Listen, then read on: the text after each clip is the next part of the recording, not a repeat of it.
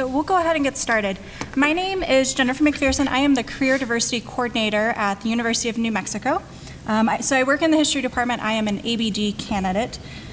In 2014, the AHA's Career Diversity for Historians pilot programs launched the first of many internship and experiential learning models to help broaden and support graduate student career opportunities.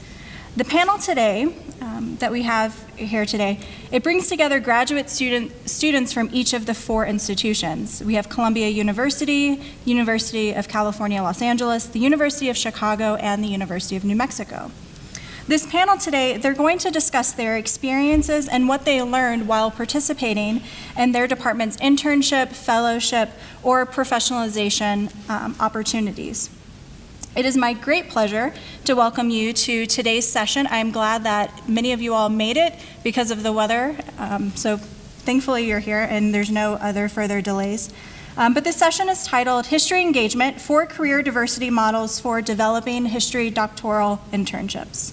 So we have about an hour and a half for this discussion. The first part of this session, I want to focus on the panelists and their experiences and what projects they've worked on. So I'll briefly introduce them and then lead them in a guided discussion. This will last for about an hour. We will then open the discussion to questions and comments from the audience. And I want to try to retain a few minutes at the end for concluding comments and final thoughts from the panelists. So joining me today, to my immediate left, is Michelle Martin. She is a doctoral student at the University of New Mexico. Her research focuses on the intersection of gender, race, and ethnicity and interpersonal relations in the Indian Territory. She is currently the graduate assistant for UNM Center for the Southwest. Before coming to UNM, Michelle served as a first-person living history interpreter at various state and national historic sites in Kansas, Oklahoma, Missouri, and Arkansas.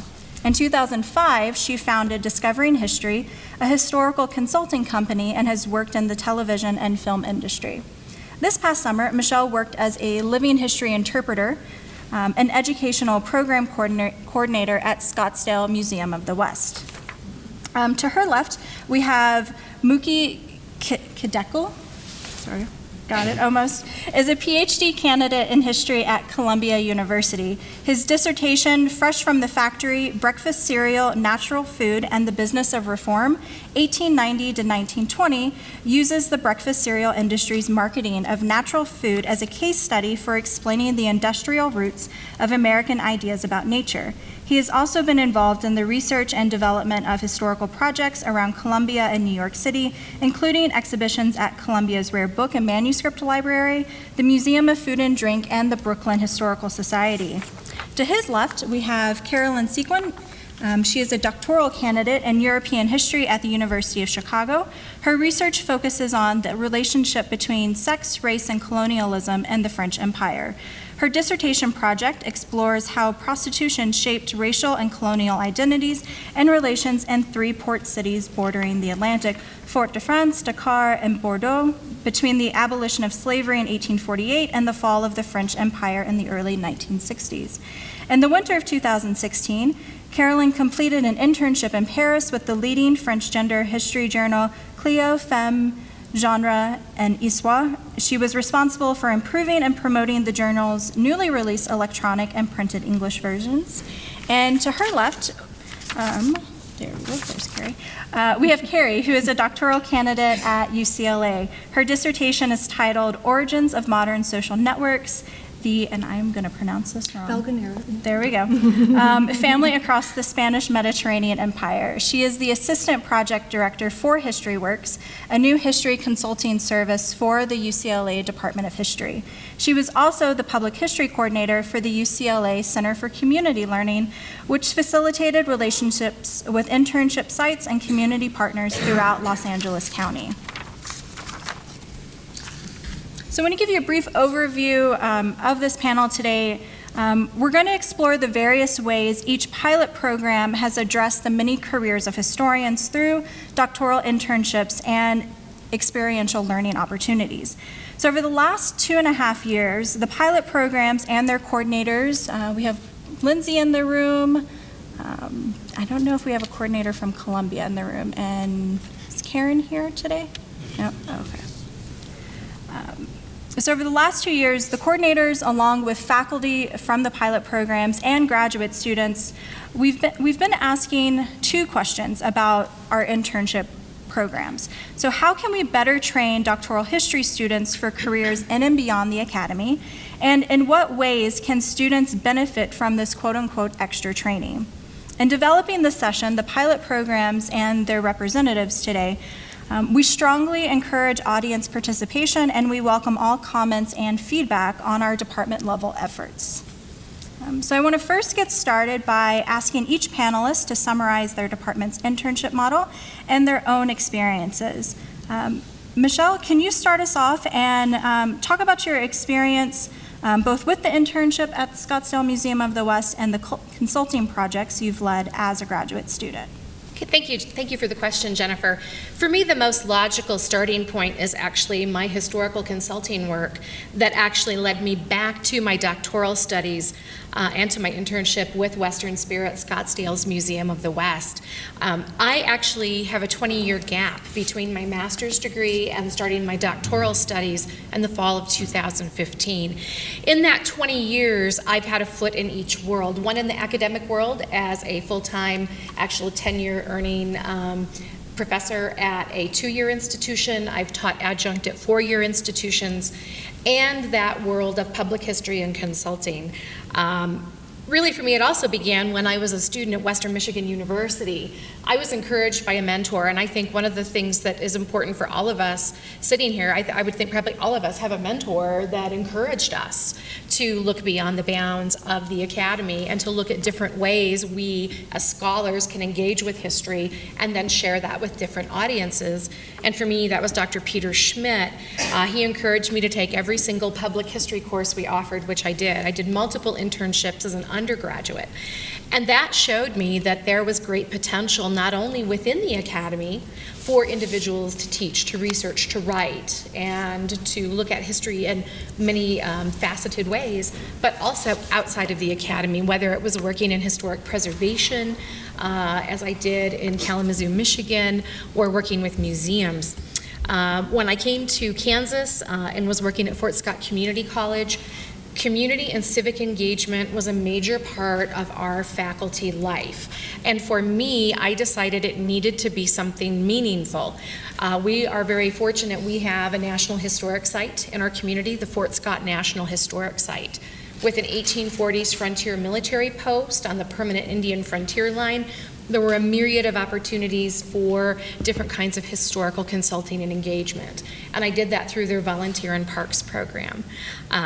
So I worked in first-person living history interpretation. I worked in research. I worked in building their library collections and doing primary research to help find new material to share with visitors and help make programming more meaningful for those who were coming to the fort to learn about its very multidimensional history. In 2005, I started discovering history because I discovered that I was getting phone calls right and left. People would see me at Fort Scott. They'd hear me give a scholarly talk. They'd see me give a first-person living history talk. And I would get phone calls at the college. Could you come speak to our organization?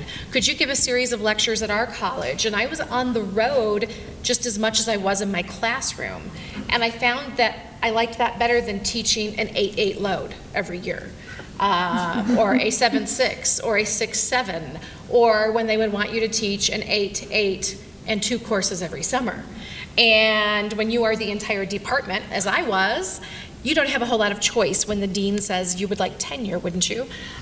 So I started seeing the consulting as a way to go ahead and not only supplement my income, but also to expand my ability to communicate history.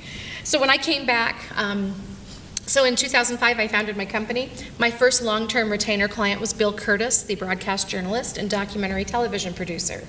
I worked with him on a series of documentaries for the History Channel.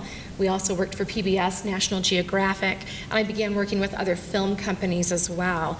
And I brought all of that back to my doctoral studies and to my internship at Scottsdale's Museum of the West. So I was able to bring in a good academic background with a love and a passion for communicating history to varied audiences, learning how to tailor the message for children, for young adults with different learning issues, for older audiences, for those who may have very little historical literacy. How do you take the art world, the historical art world, and connect that to people and make it meaningful? And so for me, that was one of the most important things. And our department at UNM and through the AHA initiative really has allowed our students who have engaged in the program to find creative ways, unique ways, and they've left it up to us. We really have been in the driver's seats when we create our internship experiences. And that, I believe, helps our internships be meaningful for us as individuals. We find ways, in some cases, to connect them to our doctoral research. And we have the ability to really craft something unique and very special, instead of being told, you're going to this museum and you're going to process a collection. We have the ability to really build that relationship, the relationship with an institution and that internship experience. And that has been very valuable for me. Thank you. Carrie, with working at History Works at UCLA, can you talk about both the internship experience that you've gone through, but also maybe some of the other students at UCLA who've taken part in History Works? And then also, can you talk about how the department has supported or encouraged this type of training? Sure. So UCLA, there's my phone. UCLA, I would say, is more in the sort of building process. It doesn't have as much of an established public history program as it sounds like University of New Mexico does.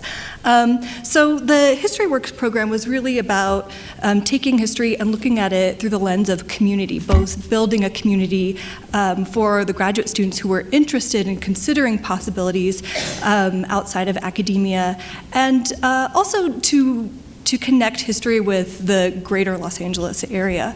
So our program was focused on experiential learning, primarily through a graduate seminar, and each class we had speakers come that held a PhD, or at least were a PhD candidate, but were successfully employed in a variety of fields. So it gave students an opportunity to intimately talk about what are the different jobs and possibilities that you can use history, and to understand the process of transitioning maybe from academia to the outside world, and understanding that it's not a clear-cut, you either have an academic track or a public history track or even an outside of academia track. There's a lot of gray area in between, and every panelist that we had was very satisfied with their process and their journey. So it was really about opening the conversation at our university that really wasn't happening that much, or at least if it was happening, it wasn't happening in groups. It was maybe happening behind closed doors with certain faculty members. And then my involvement was, so in the graduate seminar, there were 2 teams of 3 graduate students that were assigned to accomplish a very focused consultation with outside organizations. So one group was researching for a chapter for a country club that was working on a centennial book, and the other was answering a question for a labor center and doing research for that. And their deliverables were poster presentations, a written executive brief, and an oral presentation. And so what I was involved in was the summer before that class, together with Dr. Karen Wilson, we did a proof of concept, because we didn't really know, well, what are the expectations? What can we actually have students do in a 10-week sort of setting, which is the quarter system that UCLA is on. So in the summer, I did, with Karen, a project for the National Center for History of the Schools, and it was basically an organizational history in which I did an executive brief and an oral presentation, and I received feedback from our chair, Dr. Steve Aaron, and Dr. Toby Higbee, who is the head of our public history initiative. And so we worked out the kinks over the summer and then went into the graduate seminar. And during the graduate seminar, I was there really just to give advice and do some editing for the two student projects that were ongoing. Now, both with Carrie and Michelle, you're both doing these projects as your graduate students, and I think I remember from Carolyn's bio that you were working for Clio while you were doing research. So can you talk about how you found your way into working with Clio, and then how you balanced both the internship experience with the journal with also the demands of graduate school, whether it's teaching, research, publishing? Sure. So as you mentioned, Clio is a French journal that is specialized in the history of women and sexuality. And my dissertation advisor, Lyra Oslander, is actually part of the editorial board. So throughout my first years of graduate school, we'd always talked about what that entailed for her to be part of this journal.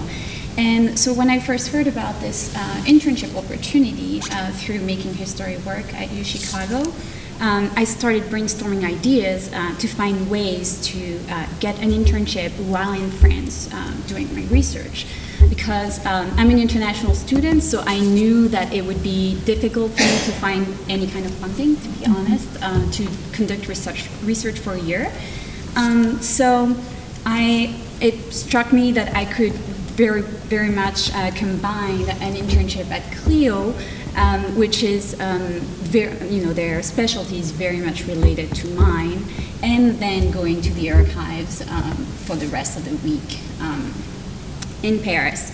So I guess my dissertation advisor put us in touch, and the committee at Clio was very much interested because they started developing in 2012 an English version of the journal. And so while they have translators to help with translating all the French articles into English, they didn't have someone who could do everything else that involved the English language, like creating flyers in English or getting in touch with various libraries in the United States to promote the journal.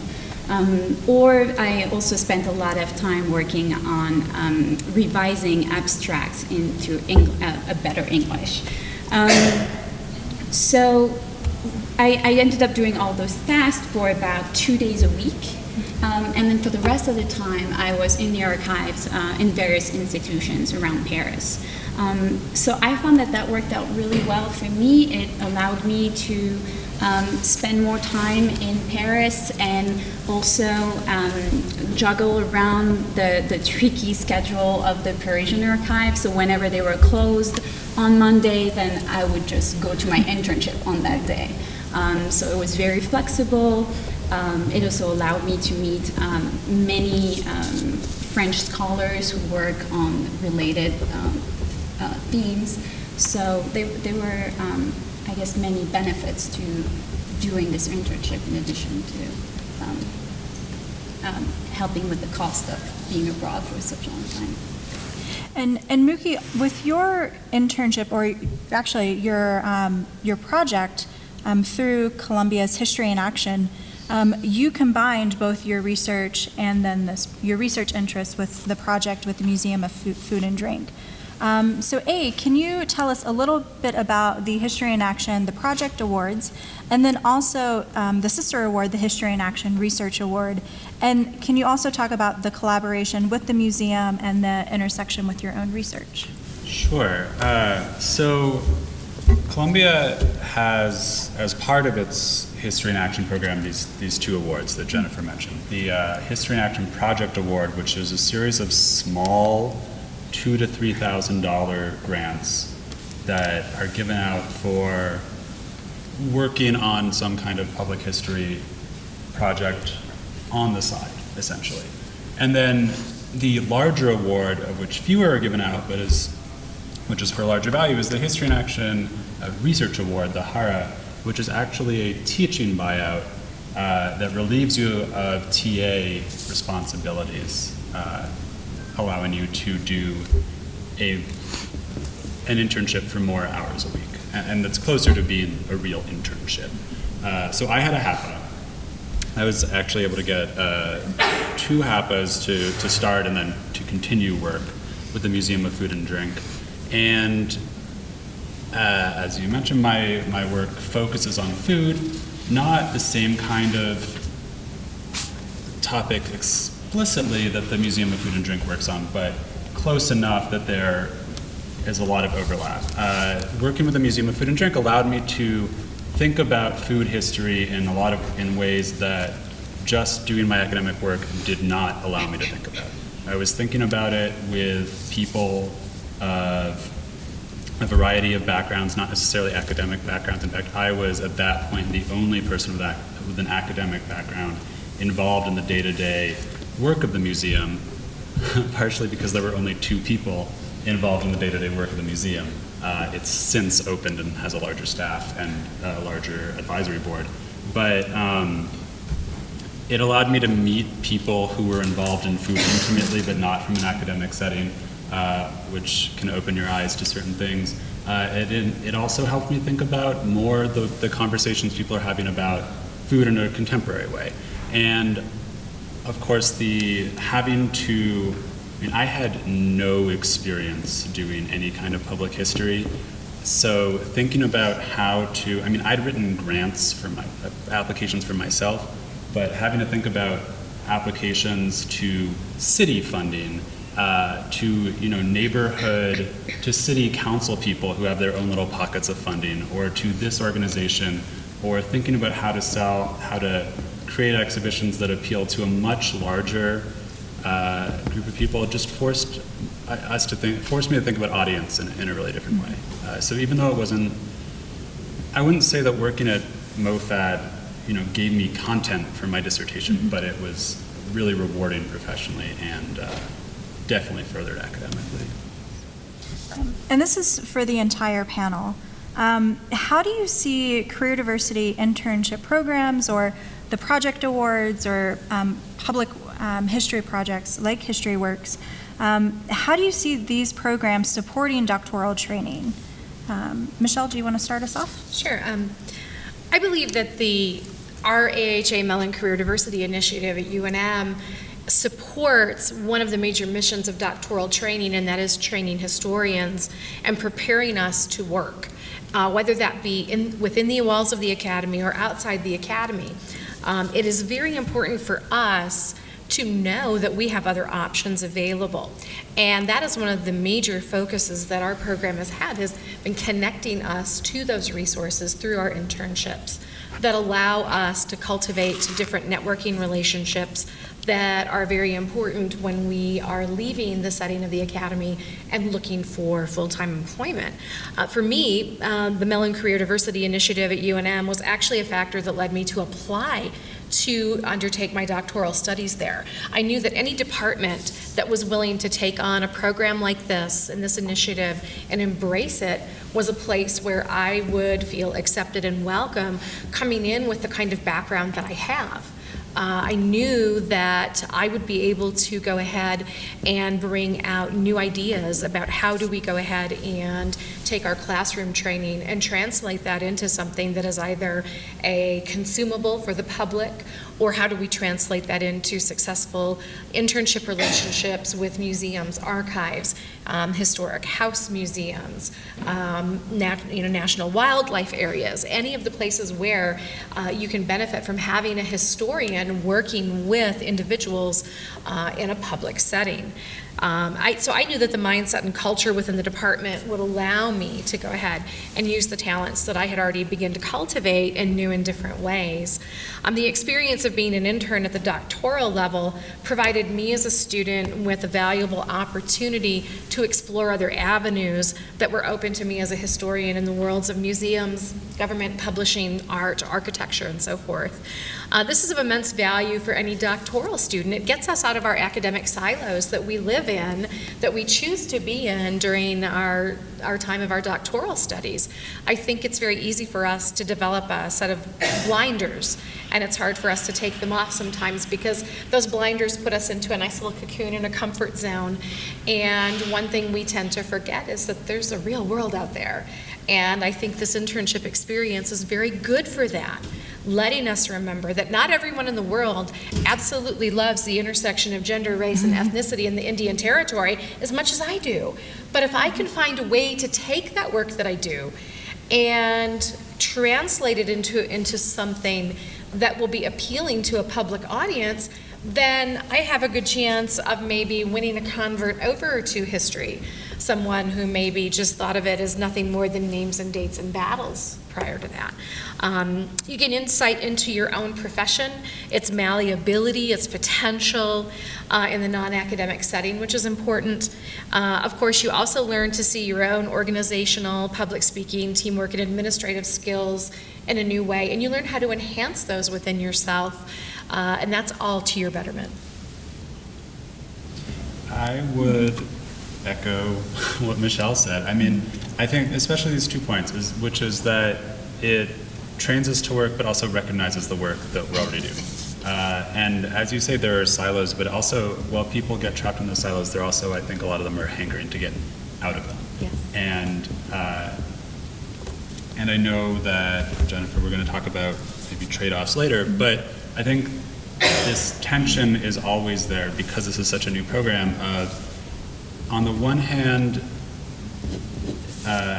History in Action, which is what we call it at Columbia, has been great about recognizing and giving some kind of professional incentive for doing work that people want to do, which is work beyond reading situating their specialized research in a historiography, which is engaging with people more directly.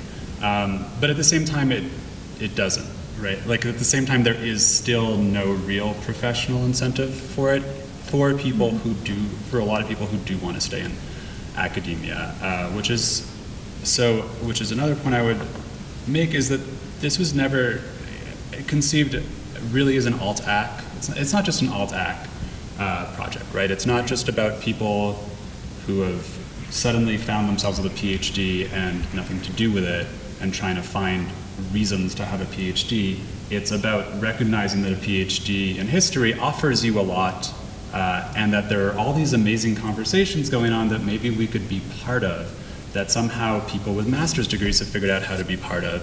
And there's a National Council for Public History, and we've been training people to do these things, but for some reason, once you get past your preliminary exams, you're supposed to forget how to do them.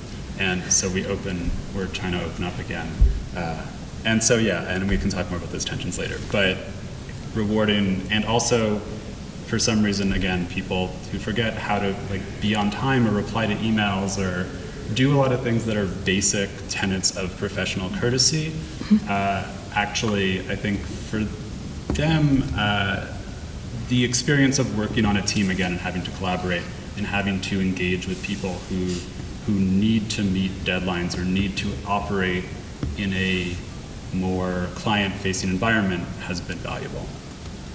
And for the other programs, how do you see the experiential learning seminars and your programs, how do you see that supporting your doctoral program?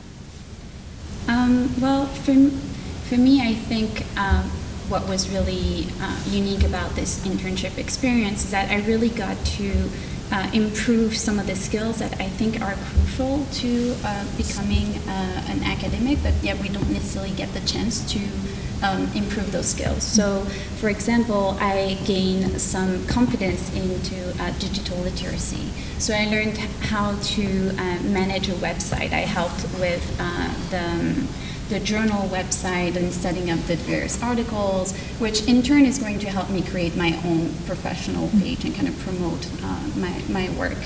I learned to collaborate, which is not something that we really do. We are very much isolated, and I learned to work with the managing editor. I also witnessed the full editorial board of 17 professors working together during one of their 3 annual meetings, during which they set up pretty much the agenda for the upcoming year. So they They critique submitted articles together, decide if they're going to accept them or not. They define new themes for upcoming issues, and it's really there was this incredible energy that you don't always get to see or experience when you're working by yourself on a project. And I also, as you said, I learned to communicate to different audiences, and also learn to help authors communicate better what they mean in a language that they don't necessarily master. So in a sense, it was really, this internship was a chance to get some hands-on experience that I wouldn't get in my graduate training, and now I can take all those skills back and apply them to write a better dissertation and be a better teacher. I think our program at UCLA is a really good opportunity for scaffolding, which is a kind of a buzzword right now in undergraduate pedagogy, but I think graduate students need some sort of scaffolding as well. We don't, finish our coursework and now we're ready to create published articles. And oftentimes, a seminar in a more typical class, you write a paper and it sort of goes into the abyss, and you either get comments or you get some feedback or you don't. But when the teams were working on projects together, they had to create drafts together. They had to get my critiques, they had to get Dr. Wilson's critiques, they had to get Dr. Aaron's critiques. And so there was really several levels of feedback, both on the written assignment and on their oral presentation. And look, in an ideal graduate learning environment, of course, we would get that in every class. But, it varies, right? So I thought this was an excellent program for students. Most of the students in the class were third and fourth years, so they had completed their coursework, and some of them were ABD and some of them weren't. But there's still that sort of growing period where you just need all the feedback you can get, and here's a great situation where the result, the end result, is what really needs to be privileged, and not just coming up with a really fantastic idea. Having something that is a completed project and that focuses on clarity and message. So I think as a scaffolding tool, I think it should be really useful.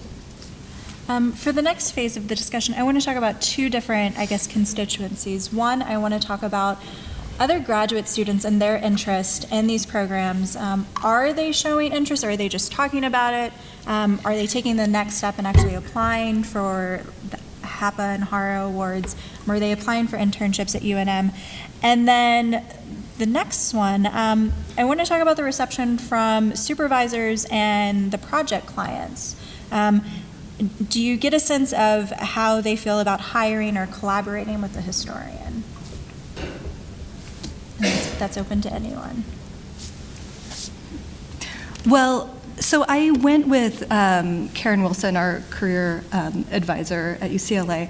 I went with her to do some cold pitches to a few different clients when we were conceiving the end projects that we did assign graduate students. And what was interesting is that they met with us, and we didn't necessarily have a connection with them. No one said, no, I won't meet with you. It just, depending on the fit and what they wanted, sometimes it was not great for the class situation. And I also found that they didn't quite know what to want from a history consultant. But it was actually quite easy to reframe something that they say, oh, well, we want X, and we say, well, as historians, we can provide Y. And so it's just there's a lack of knowledge of what historians can provide, but there's not a lack of interest for what we can provide once they know. So that was a learning experience for me. I would think that for me, the people at the journal were quite receptive to having a historian in training with them, especially since the managing editor that I was working with didn't have this background, so where she was able to bring a lot into the technical skills, which I didn't have. I was able to provide a different kind of perspective on the various articles that were submitted, and more I was more, I guess, interested into the intellectual content. So I guess in that sense that worked out really well. In terms of the reception of the internships within, I guess, our department, I think Lindsay Martin, our career diversity officer at UChicago, would be a better place to talk about that. But it seems like I think professors in the department are fairly receptive to this idea of doing internships. And it also seems like graduate students are coming up with really great ideas on where to do their internships. So Lindsay told me that for the upcoming summer, there are some students who are going to be working at the Illinois Humanities Council, the Bard Prison Initiative, the Chicago Cultural Alliance, the NAACP Legal Defense Fund Archive. So it really seems like the possibilities are almost endless. And Carrie, for your department, as I'm thinking about History Works and perhaps the next step for career diversity in our departments, if there are departments that are wanting to establish their own version of History Works, what advice would you give them? And how can we build or better engage faculty to have faculty support these internship programs? What are your thoughts?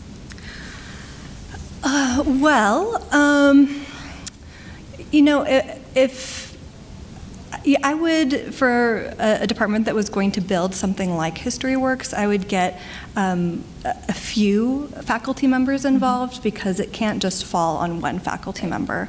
I also think having a graduate student or a recent graduate as a mentor, and I'm not thinking of myself, actually I'm thinking of Karen's place within the program. And she's great because she has a lot of outside of academic experience as well. So she has a real solid work base in several different areas. So, but just getting someone that students can talk to, but they don't feel like their career is, connected with that person, or, and for the next stage of the program, I'm no longer the assistant project manager. For the next stage, they are focusing, instead of doing outside consulting projects, they're focusing on a long-term project called the 1919 Project, which is the centennial for UCLA. And so that'll have more longevity. And it'll be a lasting project. So students will be pitching projects about the history of UCLA. And so keeping it close to campus and having it a long-term project, I think, gives the program more room to grow. And having projects that are outside of campus, it's really interesting, and it does build a sense of community outside of the university, but it's logistically difficult, especially with a team project. And I would, advising faculty to be interested in this is a challenge, but I would really focus on how the program serves.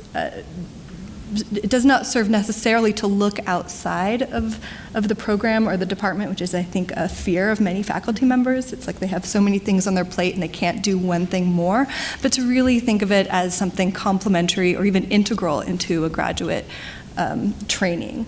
Again, scaffolding and developing skills that you do need inside academia and outside of academia. And so just to have the conversation, which can be a very difficult one to start if there's a lot of resistance.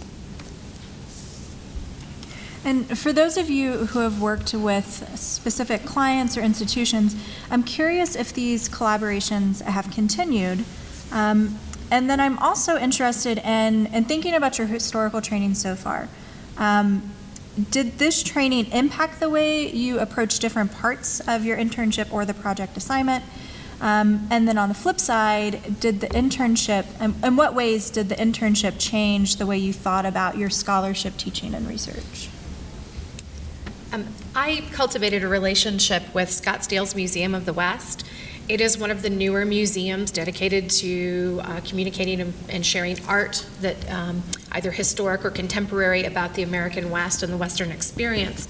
I worked with Wade Weber, who was the director of education programs, and the chief curator, Dr. Tricia Lozier, while I was there.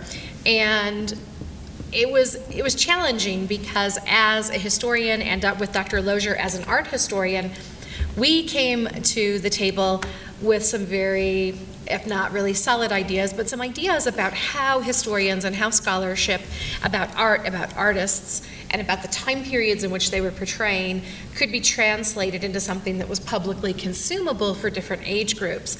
And then you have, Wade Weber, who went ahead and worked with the education programs, and they, of course, have a little different mission because they want to make sure that every single school student who comes through that museum, that they can guarantee that their programs meet certain state educational criteria.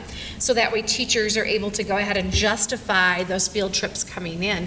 And I was working over the summer, and so we had a lot of individuals coming in and bringing homeschool groups and different kinds of school programs. And so for me, that relationship was very important, and it forced me to take my academic thinking and really pull it apart, take it down to its constituent parts, the most important things, and then reassemble it in a way that was going to be digestible, if you will, especially for young learners, because I worked primarily with outreach for young learners, anywhere from about the ages of 5 to 14.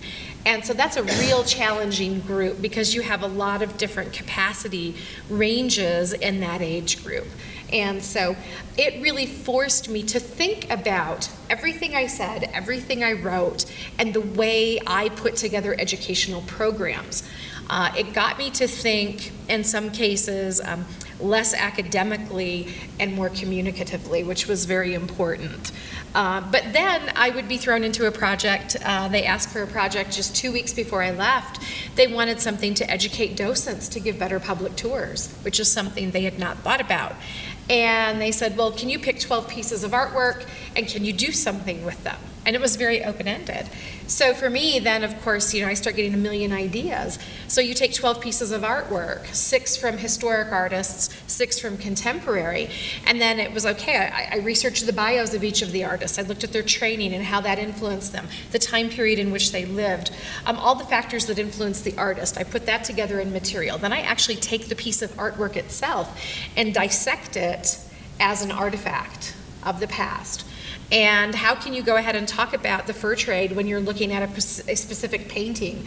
How can you talk about life in the American West for women on the trail when you see a painting of a wagon? How can you go ahead and connect primary source material to a piece of art and make it come to life? And so it was really challenging. So for me, it was a fantastic challenge and an opportunity. It made me realize that historians are more important than ever in the art museum setting.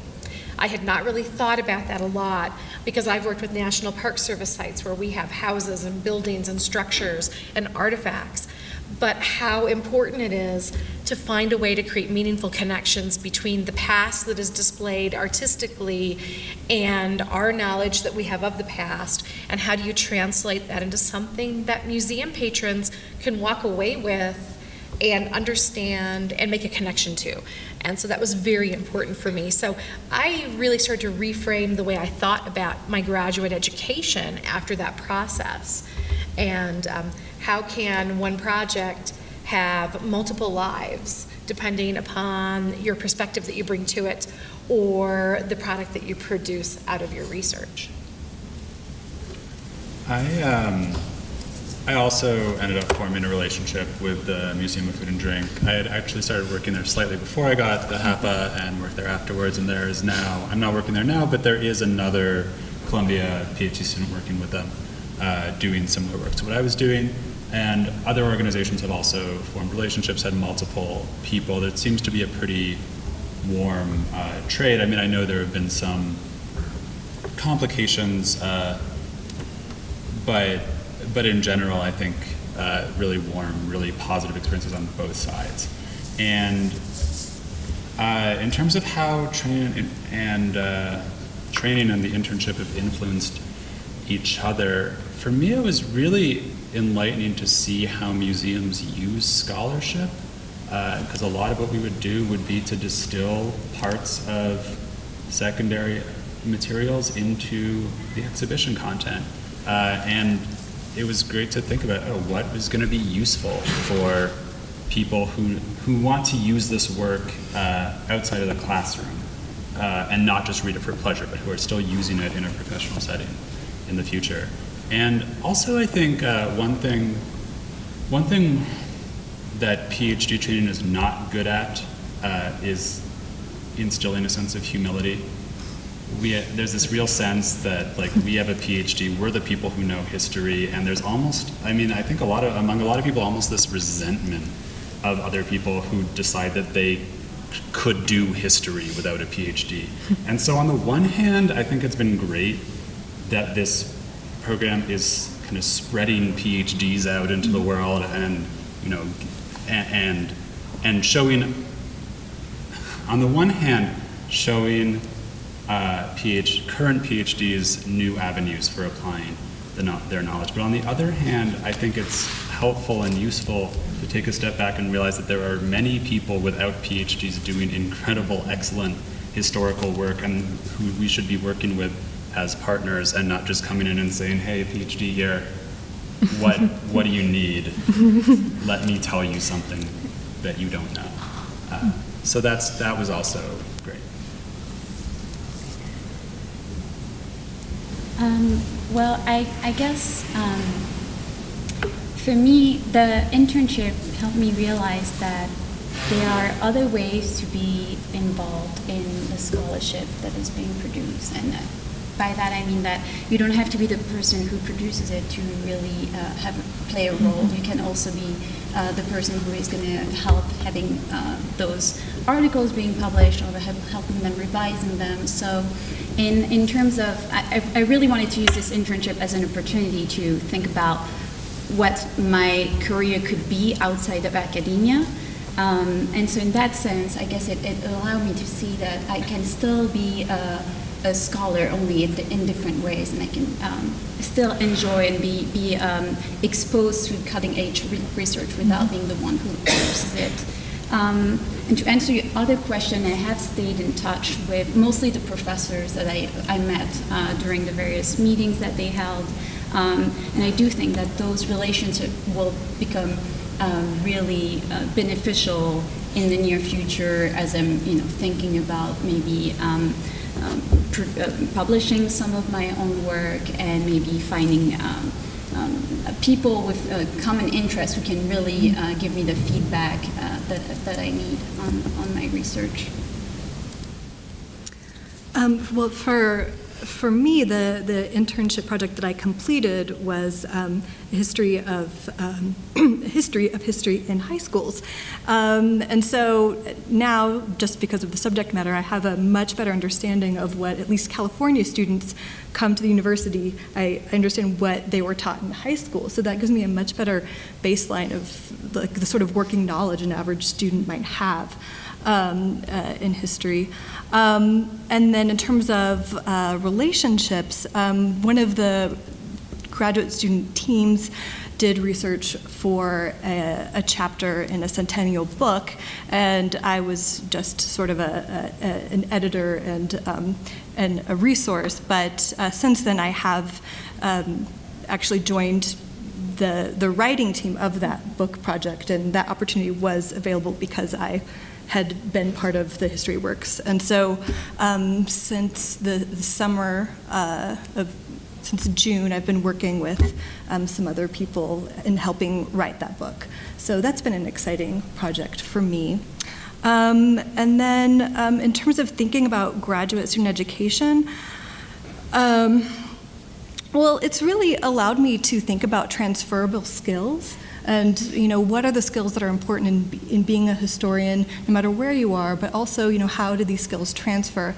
I think without doing an applied history project, I would sort of understand if I was given a list, yes, these are transferable skills, but having completed a project and seeing other projects completed, now I understand, well, how do they really apply and why are they really important? And then also, as an early modern historian, I've done a lot of archival work and work in different languages, but the project that I did for History Works involved archival work, but it also involved a lot of oral histories, and you don't do a lot of oral histories when you're doing the 16th century. So I gained a new skill that I think is great, and I think it's really helped me, listen and hear when I'm participating in academic conversations and with students as well. And again, having to create a project and the emphasis was on clarity and delivering a message, it's really made me think about the so what of my dissertation, or what is really important, rather than getting into the labyrinth of early modern history, which is also important, but being able to answer the who cares is really relevant as well. And lastly, at least from my experience as a coordinator, and I think perhaps Lindsay can speak to this as well, we've tried to engage our career centers or career offices on campus. When I attended the UCLA conference, was that just last year, I think? Mm-hmm. Yeah. Time flies. I know that you all had an officer from your graduate career center, and I was incredibly impressed by how strong of a center it was, and that it was receptive to graduate student needs. So what advice, and perhaps the other panelists can comment on this, what can career centers do now to help better prepare graduate students?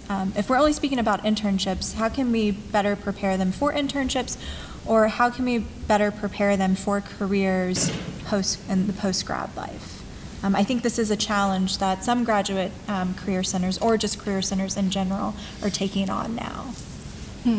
Yeah, so Annie Maxfield is the graduate coordinator or representative for UCLA, and she really does an incredible job of putting together programs for the graduate student body all over campus. And she also works with Humanists at Work, which is a UC-wide program that hosts 2 annual conferences that puts together humanists and social science, but humanist sort of social science graduate student conferences together. And so I think having a career representative that's dedicated to graduate students is really helpful, because we have different questions than undergraduates. And I met with her before I was involved with any of this, actually because I was offered an internship. I had applied for, and I was offered an internship at a very prestigious place that shall remain unnamed, because I was offered and I was really excited. And I thought, ooh, great thing on my resume, great opportunity. And then the contract came, and I thought, well, I wouldn't let any of my students work under these conditions. And it really depressed me. And I thought, well, why am I doing this degree, and I wouldn't even, how is it possible to have an internship with favorable conditions? So, in a sense, getting paid for the time you put in, and, being in a place where you would feel valued. And so going to her helped me.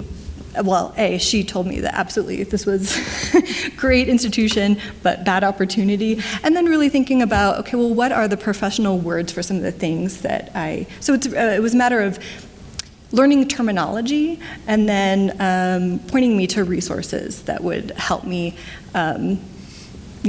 think about the degree, and then also think about it not in terms of, oh, I guess I have to settle for this, or, oh, I guess just because I'm a graduate student, it doesn't really matter, to be paid or not paid, or to put in large amounts of time for, invisible work. And so really talking with her sort of enlightened me on a lot of different issues. And then, so advice would be to have some sort of coordinator that would do that. And can I add just one more thing? Is to really facilitate, the peer learning aspect of it, because the panels that she puts on are often alumni that have come back, not necessarily always from history, but UCLA alumni, or just putting together events where you can talk with people either from history people, but from different campuses or just across campus. Because really, I don't expect this to be a revolution in terms of, how history is actually taught, but it is nice to have a community of people that are thinking in maybe a broader way of how their degree applies. And we'll go ahead and we'll open it up to questions and comments from the audience. Yes. My name is Smith from East Carolina University, and I appreciate all the presentations. This was really interesting. I've been following the program writ large. My question is, and this touches a little bit on what you said about the humility, which I thought was insightful. How, if coming out of the experiences that you've had, which are very different in a lot of ways, was there anything, how do you now think about, I guess, the purpose of the PhD? If there's great historical work going on in various corners with people that do not have PhDs, that have other skills, that have a whole array of other things, why might one need a PhD for these other areas of work, or how do you sort of think about that? It's a really, really great question and a really hard question. I would also say, why? I think this program is about rethinking the PhD. One thing that seems necessary is also to think about the PhD, especially in relationship to the master's degree. Are we taking a world in which we can't get jobs in academia as PhDs and then just making it impossible for people with master's degrees to get jobs in institutions where they used to get jobs because we're just filling those jobs with people who have done an extra 7 years of school? Maybe. But I think there's value that I am struggling to articulate well here, but I think a lot of it is maybe, I'm just spitballing here because there's also people, I'm not the one who conceived of this whole thing, of course, but there's something I think about the hybridity of it, of trying to be in multiple places and public, which I think academics have been doing for a very long time, but this is maybe trying to outline some actual methods for it, or trying to outline some thinking about it in a different way. And I'd love to hear what you guys all have to say too, but about doing more than one thing. Well, it's interesting because I've often heard the PhD referred to as simply your union card that gains you entree to being able to teach and research at a different level.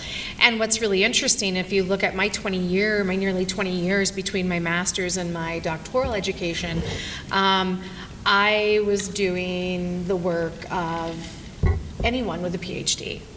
And finally, it took my partner and a job as a director of a very small museum in Kansas that was looking at major funding problems and issues. And it was getting to the point where I had to begin to look at some pretty stark realities. Would I be able to keep my house? Would I be able to make my house payment? Was I going to have a job? Would there be funding? Would there not be funding?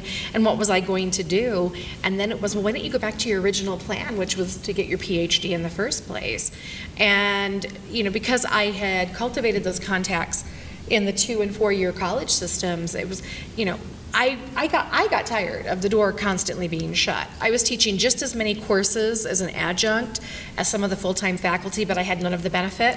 I had all of the responsibility, but not the same level of respect on the part of some of my peers and other people in the department. And so for me, I understand that we have a system in place that we all have to learn to work within. And now our job as individuals who are receiving and going through the doctoral education process, our job as the next wave of professionals is going to be actually, if we can't change the process of the PhD, how can we go ahead and create and or help individuals who want to get the PhD realize there are more avenues available to them than simply entering the professorate.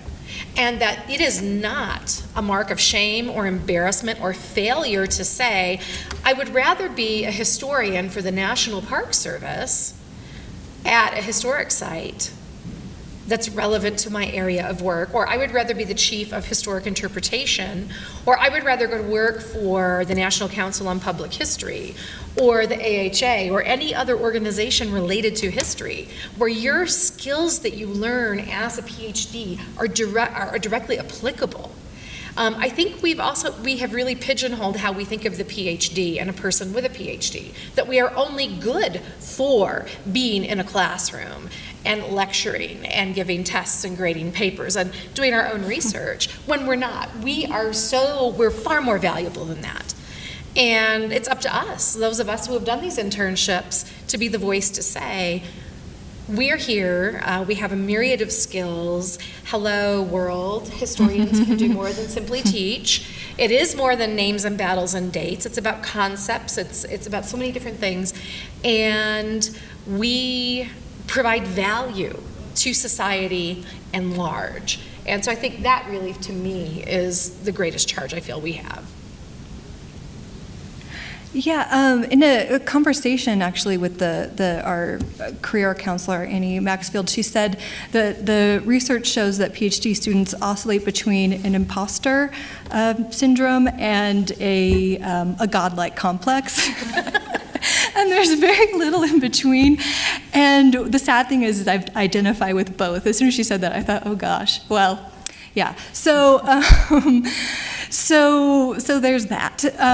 But I saw in my participation in this a really great opportunity to sort of demythicize academia as well as its relationship with the outside world. So, being able to be in a seminar with Dr. Aaron and sort of see, well, what is it like to be the chair of a department?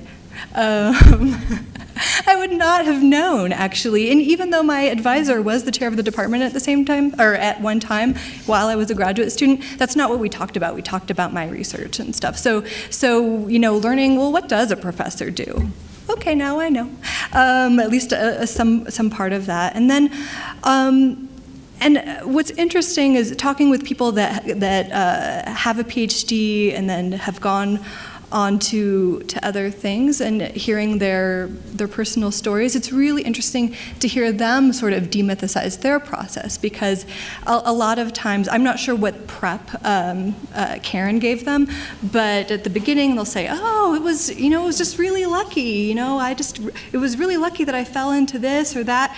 And by the end it's like, well, it wasn't luck. You spent 6 to 10 years doing a dedicated project and doing project management skills, and as a PhD student, you have to be opportunistic and really reach out and for things that come your way. And so it was kind of fascinating to see some of our presenters come to the conclusion, oh yeah, all the work I did sort of actually did lead me to this end result that they're very happy with too. So demythicizing on both ends. Well, what is academia, and then what is how did all this hard work end up in this success story? And then another thing to think about for UCLA, which is, still again in this building process of, how do we think about graduate students doing history in the outside community? I think it's important, to have faculty members listen to students who are interested in doing other things. Most of the stories that I've heard, and I've networked quite a bit with other graduate students that are interested in doing other things, and the story isn't, oh, and my advisor was so mean, or oh, and then they did this. It was, my advisor changed the subject, or my advisor stared at the wall for a bit and then, asked me about my research. And in a way, I also don't blame the professor, because if you pull it out of left field, well, what are they supposed to say? So I think, at least opening the conversation with peers, then maybe we can sort of think about, well, how do we present this to our committee in a way that they can, feel like they have space to comment on? Because after all, a historian should value different perspectives, and I'm totally fine with some of my committee members being saying, go ahead, and others saying, oh, what are you doing? I mean, but that's fine. I welcome the honest advice. Yeah, I think this process really helps you think about, the material loss. Is it really a loss if your student is, helping guide programming at the History Channel? I don't think so. I think, your influence as an advisor is maybe even more profound, maybe reaches even more students than, say, if your student just went on to a very standard academic career. Both are fine, but just because your student chooses to do something else does not mean that your investment in them is a waste. Yes. Yeah, so I did the UM Curves program alone.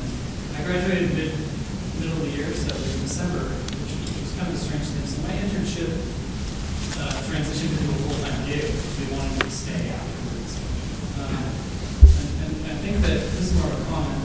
The main work I think that needs to be done is within the academy, convincing people that if you do choose that avenue, that it's not like once you've gone that way, you can't come back. And that was the biggest danger. I talked to a lot of people about their opinion. I said, if I take this job, it's a full-time job, I'm doing work that is directly related to my field. And my field is Indigenous history. I was working at a cultural center. I was working with Native communities. I was doing all the stuff that a historian should do who's in the academy.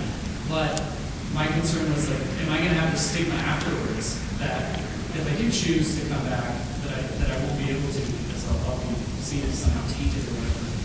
And there still is quite a bit of that going around. I think that the work that's being done here and continues to need to be done is one of not viewing people who go into different realms, seeing this as a wide spectrum, and that all of them are important aspects of the field of history.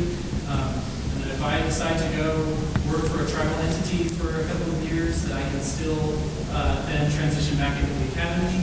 But that was a real concern of mine. And now I'm back in, and it wasn't a problem, but I can see how in a lot of cases that that's an attitude that persists and we're going to have to work at for a long time. Yes. Hi, I run it's essentially an internship program for a humanities center on campus. So the Mellon Public Scholars, which UCLA participated in last year, and it's housed in a humanities center. And one of the questions we've kind of been struggling with is how would this be different if it were housed in a department? I was wondering if I could ask the panel to maybe imagine doing these internships outside of your department, and maybe what the advantage is of having it housed locally for you. I mean, what were the other, did you feel like you had better resources to draw on? Specifically, that you were going out as a historian rather than going out as a humanist into these internships? I think it would depend in large part on where a student has an internship and given the kind of institution they're working with, whether they're going to be perceived as more useful as a historian or as a humanist. In my case, I was working with an art museum that dealt with and displayed the history of the American West through art. So having the history background was completely seamless in that case. But what I can say is that at the University of New Mexico, our program that facilitates our internships is housed right within our department. And the one plus with that is that for any student who has any question about the internship program and what opportunities are available or what opportunities can they dream up and create and can they become reality, they know where Jennifer's office is. They can talk to her. They can talk to our faculty person, Dr. Virginia Sharf, who's the overall director. They can talk to people right away. They can also come in and network with students like myself and others who have had internships. I don't know for us, well, at UNM, in our department, we are encouraged to look not only within our department for opportunities, but outside of our department. An example is simply, we have history students who are working on their doctoral degrees who have their graduate assistantships in geography and anthropology and religion and other departments simply because, funding constraints within our department, we can't fund everybody. So in that sense, we already encourage our students to look for opportunities in other areas connected to other disciplines within the humanities where historians can be of value. So I think part of it is you have to look at the culture within your department or within your institution. And we had already gone through, and they had already begun that process, some of the cultural institutional change at UNM and our department that made that possible. So if our students, we feel like we can go ahead and look anywhere on campus and look anywhere to go ahead and seek an internship or opportunities. And it's not held against us, it's actually embraced and it's encouraged. One thing that we are looking at as we're moving forward, at least with the internships at UNM, is not just the internship with the funding package, because we're talking about the sustainability, at least for the financial standpoint, for graduate students. So as my department chair, she reminds me every now and then when I go on about internships and looking for stipends and funding that we work with the resources that we have right now. And so in the next phase of, I think, career diversity at UNM, and then even we have the NEH Next Generation Planning Grant at UNM. We're looking at alternative assistantships. So if a department, whether they are a graduate student in American Studies or in the English department or in the history department, they can, if the department faculty, if they release that assistantship and that student can take that 1 year or that 2 year assistantship and maybe work in the provost office and work with the senior level administrator either in job shadowing or working in faculty development and research or working in the student affairs office. So I'm seeing that buy-in from faculty at UNM. The eyebrows are being raised and they're starting to get excited about it. But then on the flip side, it's the students that are showing a little more caution with those types of alternative assistantships. But I think it's because this is new territory for many of our students. We had that same type of caution and apprehension when we first introduced the internships to the history students. But that took us about 1.5 years to get over that hump. And now they're fully engaged with the internships. This is going to be the same thing with the alternative assistantships as we're moving forward. Steve? So I'm the chair of the history department, and I guess to echo some of the comments here, and the challenge about sustainability, because obviously this project has moved forward because the Mellon grant provided 3 years of funding, which we're 2.5 years along now. And the challenge is the sustainability piece. How do we keep going? We built a scaffolding, I'm learning that word now, but it could all, kind of crumble pretty quickly. And I think one thing I guess I've learned is, it was unrealistic to expect that there would be a sea change in academic culture. Just because a grant arrived. And in some ways, I'm not surprised, I anticipated even the resistance of my colleagues to the reconfiguring that we were suggesting might be necessary. I've been more surprised, though, by the resistance of graduate students to it. That I think, I sort of at the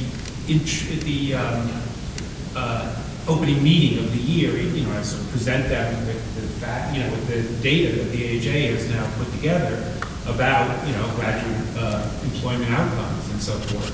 And I think I try to push it forward as a success story in many ways, not only in terms of the percentage who've landed tenure track positions and so forth, but of all the wonderful things that people are doing in other realms.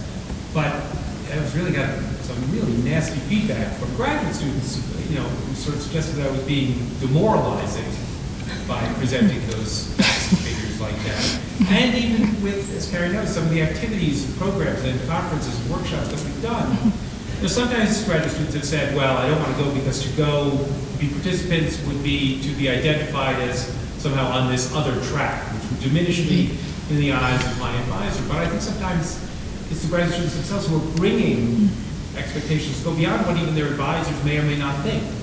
So I guess I want to hear whether you agree with that or whether I, am misjudging them, that in fact graduate students are further along in this process than I think it takes time. It takes time. Yeah. Well, I concur with you. I would say your observations are correct. I think, at least in terms of, some graduate students are very opposed to it and feel threatened by even having the option, which is, Right. you don't have to. It's not part of the required coursework. So who knows what they're thinking? But also, there's always a few in every cohort that's like, who knows what you're thinking? So, yeah, and I think that really it's top down, and there's a lot of mixed signals between advisors and graduate students, so that muddies the waters a bit. But, I mean, I've heard enough stories from students, and again, it always boiled down to, and they ignored me, or they changed the subject. But, so that may not seem like that much, but I think in the moment that's pretty demoralizing. And then, and some faculty members don't ever allow their students to bring it up again. So it is they can say, well, I never discouraged them, but they really just sort of silence them, which is worse. If you can't even talk about it, well then you're really in no place. But I think, yeah, it's a change. It'll happen maybe over time if that's indeed the direction of the profession. But I think also a lot of students, if you're talking to the incoming students, when you're in your first year, you're just so excited to, think about being a professor and to, think about graduate school. And it's not until a couple years into it when you've sort of have a better understanding of the profession, that's when you start thinking, okay, well, am I a good fit or am I not a good fit? But coming into it, I don't think anyone thinks, well, I'm a bad fit, or maybe I won't be happy doing this the rest of my life. So maybe there's some of that too. I don't know. It's also, I wonder if some of the grad student pushback is just related to the fact that the rest of the profession is not necessarily where the people running these specific programs are. So there's this real question of where to allocate energies that are already being spent too much. I mean, I'm not sure how many people actually enter graduate school. It's not like getting a degree in computer programming. It is kind of, and not a moon, it's not like going to LA to become an actor, but it's not something people do, I think, as a safety job. And so I think there are people who maybe don't want to be told how hard it is. I don't know. But I think it's also that it's not like it's super easy to get a job in a museum or to get a job doing public humanities. That is also really hard. That also requires you to move to places you might not want to live. It also requires you to make compromises with your family and your partner. So I think people get confused about where to put their energies, especially as you mentioned, if it does come to a point where it's not even that people are going to be able to be paid for the considerable labor they are expending in public or non-public history, and it's all some degree of public history. But yeah, I think it's really people not knowing, are they supposed to be spending all this time in a library or doing an internship somewhere? I think that must be part of it. I also think it goes back to your question about why this in these departments, and I think the value of having in a department is visibility. I have the anxiety around internships by both faculty and graduate students because they don't understand what they do. And so having a good department, having, a history teach to set this up, it's for a historian. It gives it an air of legitimacy that I think really helps make it more acceptable. But then also, faculty and graduate students see that people are doing this. And like in Chicago, we have internships in the department. We also have them through graduate student affairs. And the downside of graduate student affairs, while they're excellent internships, they're general, and you can go and do that and no one knows. And if you're really, nervous about doing it, that's fine. But then that is never related back to your home department that you went and did something like this. And so, to make these internships more acceptable and, like a really good thing for graduate students to do, I think having people see people doing it and seeing the benefits in the department is really important. I saw a hand back there, far back. Oh. Amanda Stelling from the University of Wisconsin-Milwaukee. We also have a next generation PhD grant, so these are really live issues for us. The question I have is the question about funding internships that has come up multiple times. One suggestion about using project grants. There's another very rational suggestion that people should be paid for their labors. It's about the sort of what are the best practices?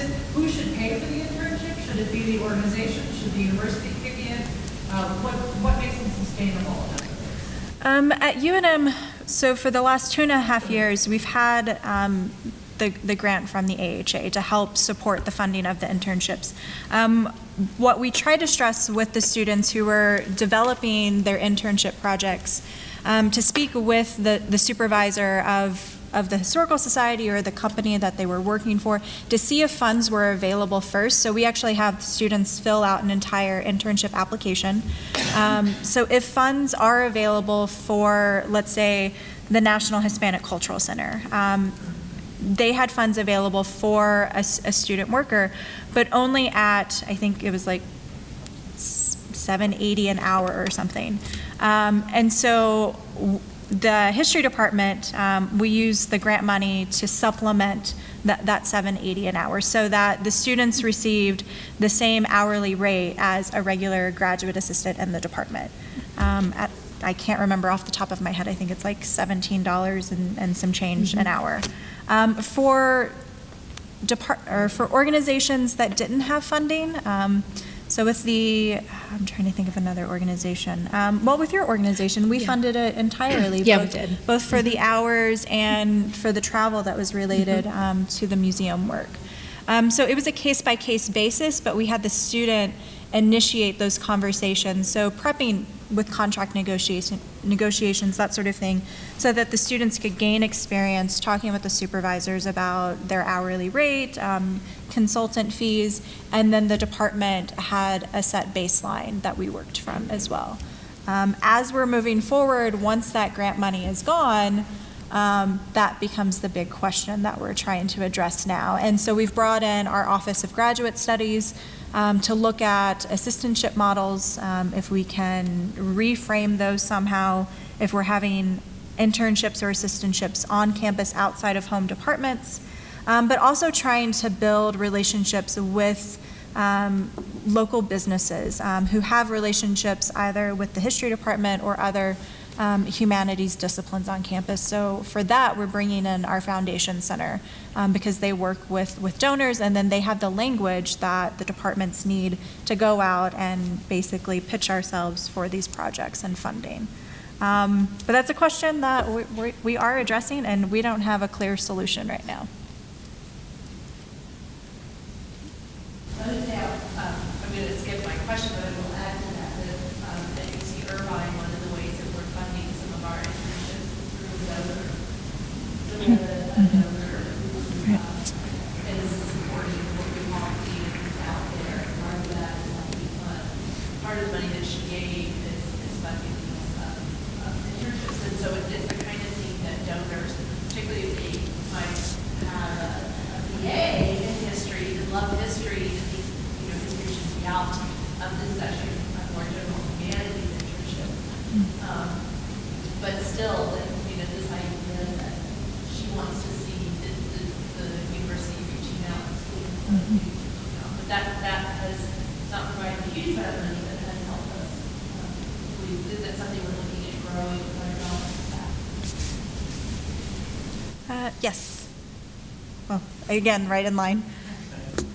You all can just. Can I ask if any of you have noticed a change in the curriculum at your institutions where they're aligning, say, the content knowledge that we've traditionally gotten and assessed in PhD programs with different types of skills? Because I'll say, just from a personal experience, it was a quantitative history course that I took that got me my first job. And it was a new media course that got me my second job. Both of which were all bad jobs. And it strikes me that as long as, and I talk to PhD programs around the country, it seems like they're still trying to take, we still want to teach and assess the content knowledge in our PhD programs the same way we did 50 years ago. And if you want to learn a skill, then you can either go outside, get an internship. So we're sort of like bifurcating it. And to me, in some ways, it's no wonder that that there's this sort of uneasy tension that unless we begin to really integrate these two things, that we're always going to have this sort of schizophrenic view of where university is. I can speak for at the University of New Mexico. We actually have a committee that's part of our Mellon project, and they actually meet and professors talk about Mellonizing the seminar and how can you go ahead and take the kinds of internship and out of the classroom experiences that we are learning, those of us who participate, how can that be applied to the actual seminar process? So, for example, I did an independent study this past semester, and one of the professor I was working with is very much in favor of Mellonizing the seminar.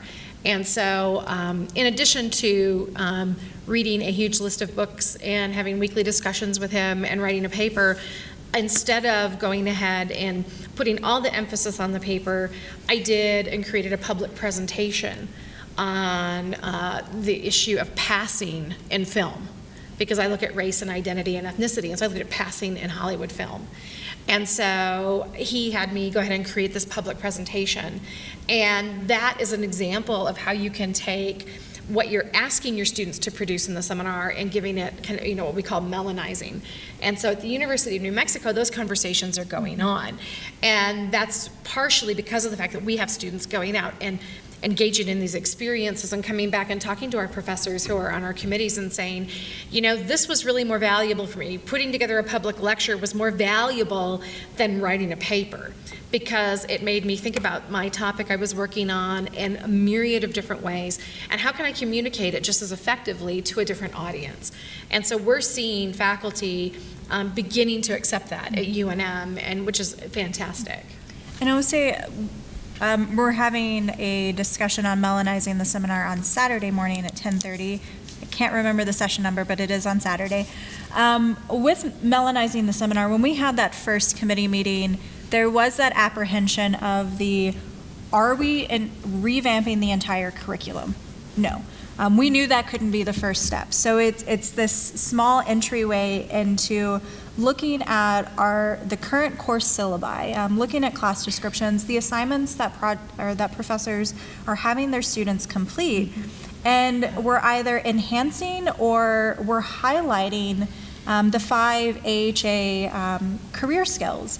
And some of the professors were already either having students do collaborative projects or collaborative components of their final project, doing community outreach, or we had one professor who has students, they have to write a conference abstract and then go through the whole process of developing the conference abstract, the proposal, submitting the proposal to their various historical societies, and then actually go to the conference and present. So that intellectual self-confidence, building that in students in the seminar that they're taking.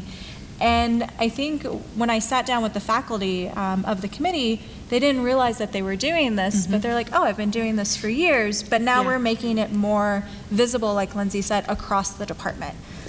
So you have faculty who are having students create videos for their historiography class. We have a food history clinic course.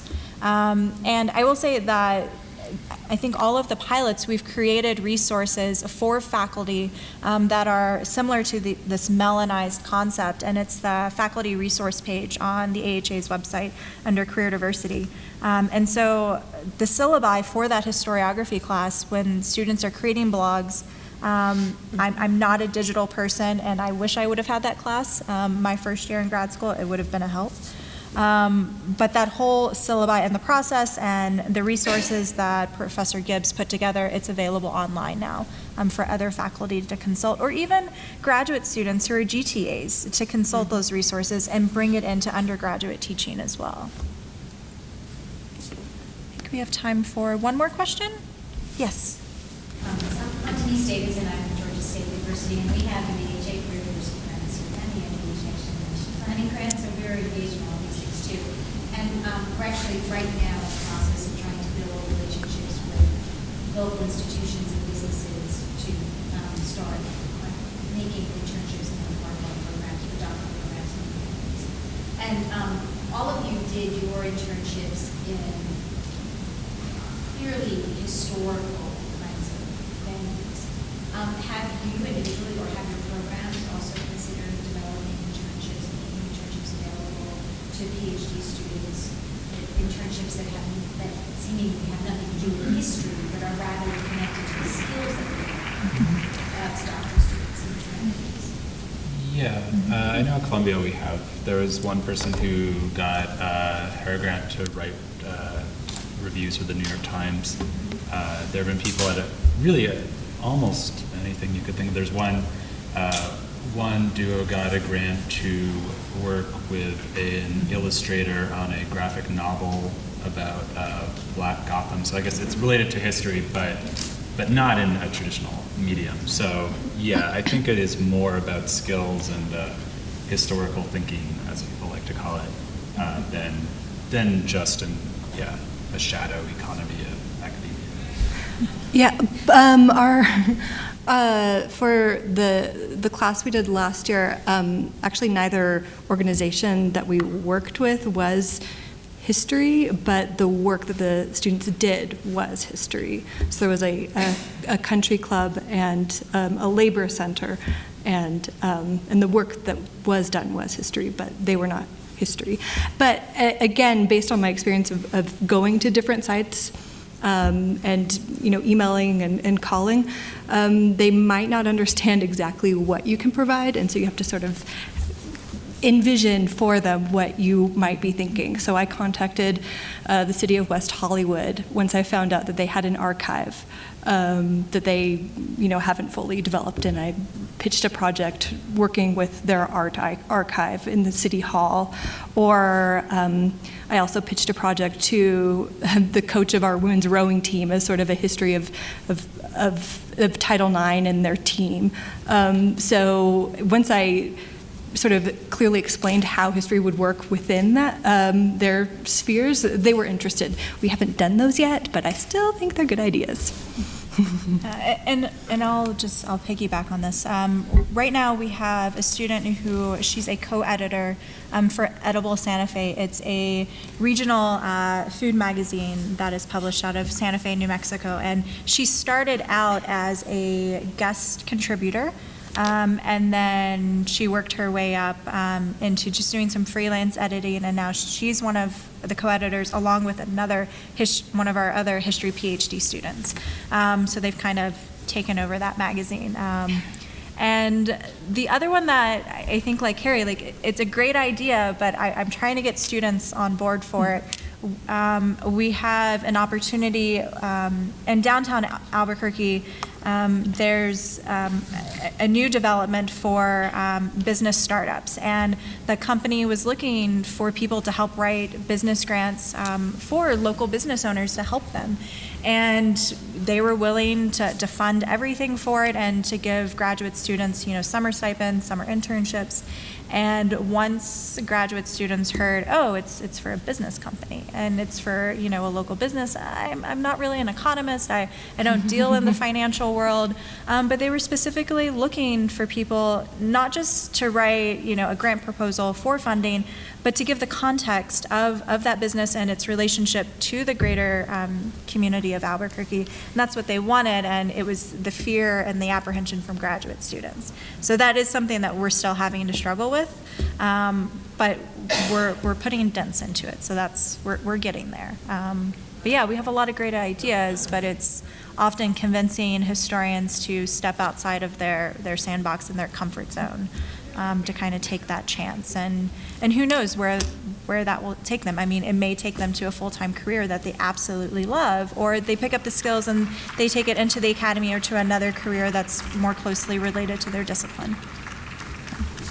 And I guess at the University of Chicago, some of the students have found internships for the upcoming summer, as I mentioned, at the Department of Housing and Urban Development or the BARD Prison Initiative, which I don't have a whole lot of information on how they found those internships. I don't know if they found them or if maybe Lindsay.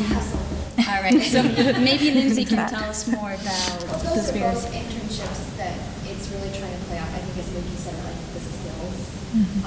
And I think those are great organizations, like with the HUD one, if you're interested in federal work, look, and finding a hook like that, it's much easier to convince students to go outside of their sandbox than just kind of presenting them things like with a really full organization. Well, I think we're out of time. We can continue the questions afterwards, but thank you all for coming. And again, if you want to learn more about career diversity, you can go to the AHA's website, and we have faculty resources on how to develop internship programs, and then also how to, quote unquote, Mellonize the seminars as well. Thank you.